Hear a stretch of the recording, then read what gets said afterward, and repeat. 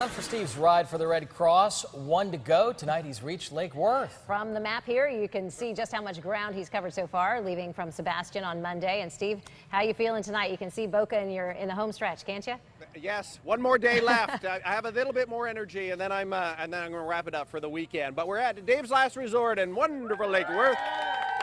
And Dave's has been a part of the bike ride for the last few years. We thank them very much for joining in this year. We're going to take a check presentation in just a few minutes. We had a great fourth day for the bike ride. We were started off at Guanabanas in Jupiter, so it was about 25 miles today. And we headed down the coastline. There's the video there, shot by my good friend Con, who did a great job with GoPro. And it was a good ride, right down US 1 through Jupiter, eventually down in toward North Palm and Riviera, and back down into West Palm, and then eventually here in Lake Worth. That's the only time today that we picked up a little bit of rainfall was as we headed into Lake Worth. So we got a little bit of a soaking. We missed the big storms around Jupiter earlier today. So it was a good fourth day for the bike ride. There's that Blue Heron, that bridge over the port of Palm Beach. That's one of the toughest spots of the bike ride there too. Great shots. We love it.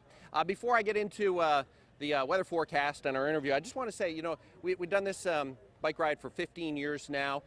It's a fantastic community event. There's someone who passed away who was an integral part of this from the very beginning, and that's Pauline MacArthur. She, of course, ran Harry and the Natives for many, many years. She passed away. She was 99. She passed away a few months ago, and it's folks like Pauline who would call months before and say, I want to be part of this bike ride, that really made it worthwhile and made it really part of the family and a real, true local event. So I just wanted to send my condolences to the family, and we love you, Harry and the Natives, and checking out Hope Sound. She was an icon up there, and we miss her dearly.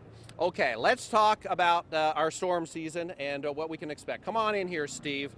And Steve Bear works with the Red Cross, and you're trying to get shelter volunteers for this year. First, I'd like to thank you for what you do for us, well, and congratulations on your citizenship. Thank you very much. Very, very proud. And I'm actively looking for some shelter volunteers. We need people who's willing to step up, come to us, get a little training. It's not a long deal.